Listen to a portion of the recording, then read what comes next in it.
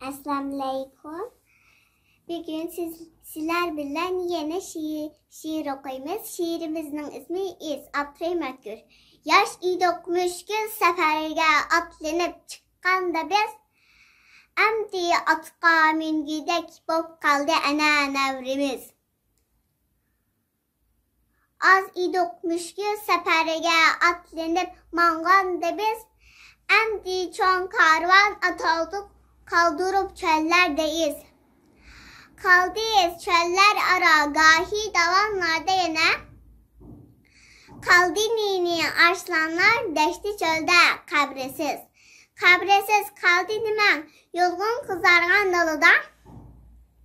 Gül çiçekke pürkünür tanlı baharda kabrimiz. Kaldıyız çöller ara gahi davanlarda yine. Çıksa boran, köçse komunlar, hem kömülmez izimiz, tohtumaz karvan yoluydun gerçi atlar bek uruk. Tapkısı bu izi bir gün evrimiz ya evrimiz. Hayra hoş.